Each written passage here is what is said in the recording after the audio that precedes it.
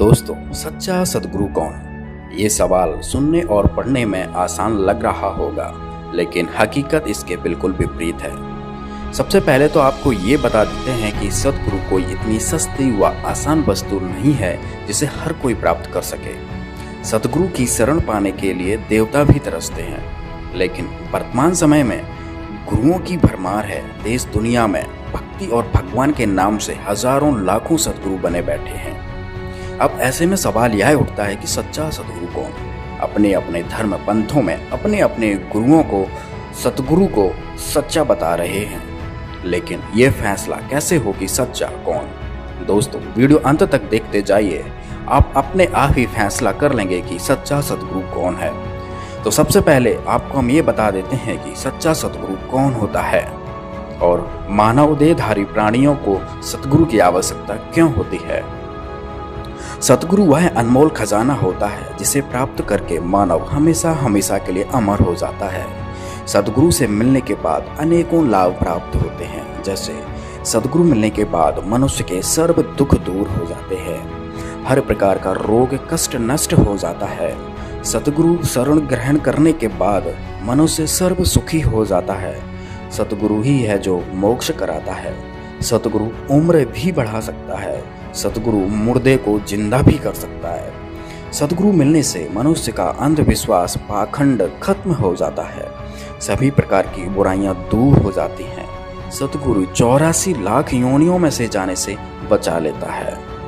सद्गुरु के ऐसे कितने गुण गाएं। कबीर साहब जी ने कहा है कि 7 समुद्र की मसी करूं, लेखनी करूं बन राय, धरती का कागज करूं, गुरु गुण लिखा न जाए। कहने का तात्पर्य है कि सद्गुरु मिलने के बाद मनुष्य को अनेक लाभ होते हैं जिसकी महिमा भी नहीं की जा सकती। अब हम विचार ये करेंगे कि क्या हमारा गुरु सच्चा है तो आपको इस तरह से कोई लाभ प्राप्त हुआ है कि आपकी बुराइयां दूर हुई हैं, क्या आपको सुख मिला है? दोस्तों, आप हमें कमेंट बॉक्स में ज़रूर बताएं। दोस्तों, अब हम आपको बताएंगे कि सच्चे सद्गुरु की पहचान क्या होती है। वेदों, गीता आदि में पवित्र सद्ग्रंथों में प्रमाण मिलता है कि जब जब धर्म की हानि होती है व अधर्म की वृद्धि होती है तथा वर्तमान के नकली संत महंत गुरुओं द्वारा भक्ति मार्ग के स्वरूप को बिगाड़ दिया गया होता है, फिर परमेश्वर स्वयं आकर या अपने परम संत को भेजकर सच्चे ज्ञान के द्वारा धर्म की पुनः स्थापना करता है। और इसकी पहचान यह बताई है कि वर्तमान धर्म गुरु उसके विरोध में खड़े हो जाते हैं, राजा प्रजा को गुमराह करके उस पर अत्याचार करवाते हैं। सच्चे सद्गुरु की पहचान में कबीर साहब जी ने बताया है कि जो मम संत सत उपदेश दृढ़ावे, वाके संग सब राड़ बढ़ावे, अर्थात जो सच्चा सद्गुरु होगा, जो सच्चे ज्ञान को देगा, उसके साथ सभी झगड़ा करेंगे। दूसरी पहचान है कि सच्चे सद्गुरु को सभी धर्म ग्रंथों का ज्ञान होता है। गरीबदास जी अपनी वाणियों में कहते हैं कि सतगुरु के लक्षण कहूँ, मधुरे बैन विनोद, 4 वेद 6 शास्त्र कहें 18 बोध। अर्थात जो सतगुरु होगा उसको सभी शास्त्रों का, सभी धर्म ग्रंथों का, जितनी भी दुनिया में सदग्रंथ हैं, सबका ज्ञान होता है। तीसरी पहचान बताई है कि सच्चा सतगुरु एक दिन में 3 समय की साधना बताता है। इसका प्रमाण यजुर्वेद अध्याय 19 मंत्र 26 में प्रमाण मिलता है। चौथी पहचान बताई है कि जो सच्चा सद्गुरु होगा वो 3 प्रकार के मंत्रों को 3 बार में उपदेश करेगा। इसका विवरण गीता जी में भी है, कबीर सागर में भी है और वेदों में भी है। पांचवी पहचान बताई है जो कि सबसे महत्वपूर्ण है और बहुत ही आसान है, जिससे आप नकली और असली की पहचान कर सकते हैं। कबीर साहब जी बता रहे हैं, संतो सतगुरु मोय भावे, जो नैनन अलख लखावे, ढोलत डिगे न बोलत विसरे, सत उपदेश दृढ़ावे, आँखें न मूंदे कान न रूंदे, ना अनहद उलझावे, प्राण पूंज क्रियाओं से न्यारा, सहज समाधि बतावे। अर्थात जो सच्चा सद्गुरु होगा वो किसी भी प्रकार का कीर्तन, नाच गाना, मेडिटेशन, आंख बंद करवाना, कान बंद करवाना, श्वासों के द्वारा क्रियाएं करवाना, ये कुछ नहीं बताएगा। छठवीं पहचान बताई है कि सच्चा सद्गुरु वह होता है जो आपको 2 अक्षरों की जानकारी देता है। जय पंडित तू पढ़िया, बिना 2 अक्षर 2 नामा, प्रणवत नानक एक लंघाए, जे कर सच समावा। तो इधर गुरु नानक जी बता रहे हैं कि जो सच्चा सद्गुरु होगा वो आपको 2 अक्षर की जानकारी देगा। कबीर साहब जी ने भी कहा है कहें कबीर अक्षर दो भाख, होगा खसम तो लेगा राख। ये भी सच्चे सदगुरु की पहचान बताई है। सातवीं पहचान बताई है कि जो गीता अध्याय 15 के पहले श्लोक में लिखा हुआ है, जो इस संसार रूपी उल्टे हुए वृक्ष की संपूर्ण जानकारी दे देगा, वह सच्चा सतगुरु है। सतगुरु की और भी कई पहचान बताई गई हैं, लेकिन अभी हम इन्हीं बिंदुओं के आधार पर सच्चे सतगुरु की तलाश करेंगे। सच्चे गुरु की तलाश में दुनिया भर के गुरुओं की लिस्ट बनाई और उनके समर्थकों के साथ संपर्क साधा। हमारे शास्त्रों में जो सच्चे सतगुरु की पहचान बताई है, वो एक एक से सभी धर्म गुरुओं पर फिट बैठाने की कोशिश की, तो एक महापुरुष को छोड़कर सतगुरु की पहचान किसी पर भी फिट नहीं होती है।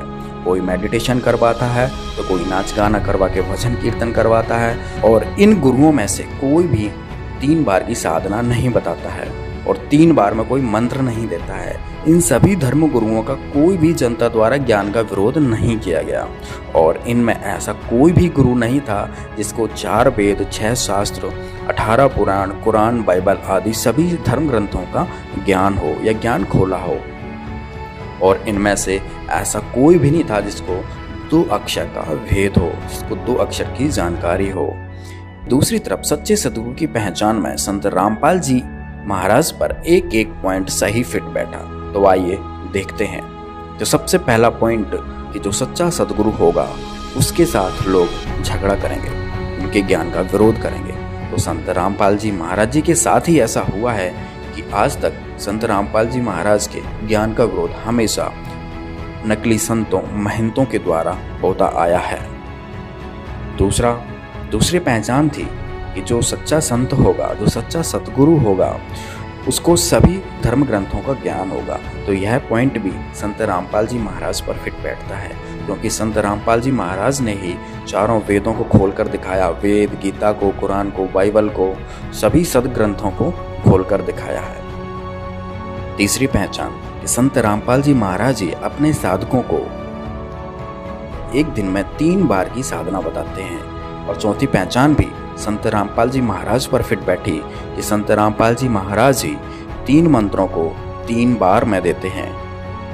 पांचवी पहचान, संत रामपाल जी महाराज ना मेडिटेशन करवाते हैं, ना भजन कीर्तन, नाच गाना करवाते हैं, ना आँख कान बंद करवाते हैं, और ना भी किसी प्रकार की श्वास की क्रियाएं करवाते हैं। वो मंत्रों को देकर एक सहज समाधि, सहज भक्ति बताते हैं। छठवीं पहचान भी संत रामपाल जी महाराज पर सटीक बैठी कि संत रामपाल जी महाराज ने ही अपने साधकों को, अपने भक्तों को, दुनिया को बताया कि जिसके पास 2 अक्षर का मंत्र सतनाम नहीं है, उसका मोक्ष नहीं हो सकता, क्योंकि सतनाम ही है जो मोक्ष में सहायक होता है। सतनाम के बाद फिर सार नाम व शब्द मिलता है।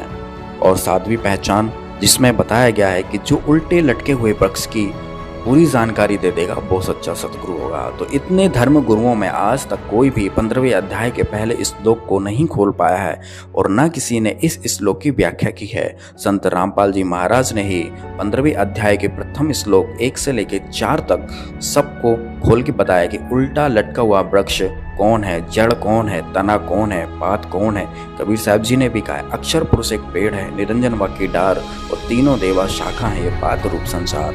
तो संत रामपाल जी महाराज ने ये भी ज्ञान खोल दिया। तो इससे सिद्ध हुआ कि संत रामपाल जी महाराज ही सच्चे सतगुरु हैं।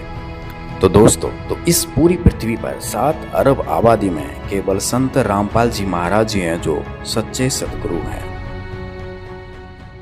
तो कहते कोटों में दे कोई नहीं रे झूमकरा, अरबों में कोई गर्क सुनो रे झूमकरा। अरबों में, उसमें अरबों में गर्क गरीबदास जी थे, आदरणीय गरीबदास साहिब जी, उसकी कोई सुना नहीं था। अरबों यानी पूरे विश्व में एक है। तो अरबों में आज इस दास के ऊपर कृपा है, इस परम पिता परमेश्वर कबीर भगवान की। इस पृथ्वी पर इस दास के अतिरिक्त तत्व ज्ञान से परिचित नहीं है। उनके पास ये गर्क का अर्थ होता है, यानी सब तरह से कंप्लीट है। नो कह रहा अच्छा गर्क है भाई, यानी कोई चीज को ठोक ठोक कर रखा हो ना बोरी में, नो कह कति गर्क ठोक रखा भाई, खांड में रखी हो और भी हो। तो यानी वो चीज कहते हैं जिसके पास कंप्लीट इन ऑल रिस्पेक्ट, जैसे उसको आदेश भी हो, अर्यो ज्ञान हो, नाम देने का आदेश हो, अधिकार हो, तो ये सब सारे जो है ना फॉर्मेलिटी उसके ऊपर पूरी हो उसके पास, वो तो अरबों में एक पावेगा, अरबों में कोई ग्रक सुनो रहे झुमक रहा न। इस ज्ञान को सुनकर दास से ये चोर हो गए होंगे, एक दो चोर नाम देने लग भी जाएंगे तो उनसे कोई लाभ नहीं होना, क्योंकि वो अधिकारी नहीं है। अब जैसे पुण्यात्माओं, जब राजा परीक्षित को 7वें दिन सर्प ने डसना था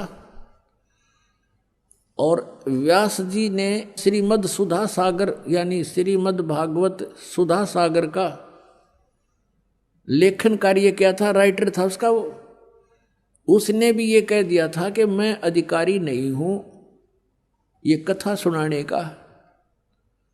और वहाँ और भी जितने ऋषि महर्षि थे सब ने पल्ला झाड़ दिया कि नहीं, हम किसी के जीवन के साथ खिलवाड़ नहीं कर सकते। कारण क्या था कि 7वें दिन परिणाम आना था, तो सब ने पीछे हट गए। वो बुद्धिमान थे, ब्राह्मण थे कि नहीं, हम क्यों किसी के जीवन के साथ धोखा करें, हम अधिकारी नहीं हैं कि इसकी जीवन रक्षा कर सके, यानी इसको वो लाभ दे सकें जो इस कथा सुनाने से हो सकता है, पाठ से। तो सुखदेव जी बुलाए गए थे स्वर्ग से उन पांडवों की प्रार्थना से। पांडवों ने अपने पुण्य दिए, क्योंकि वहां तो सिक्के पुण्य के चले हैं स्वर्गलोक में, स्वर्गलोक में से उसके आने और जाने का विमान का खर्चा उन पुण्यों का वहां से प्राप्त हुआ था उसको पांडवों से।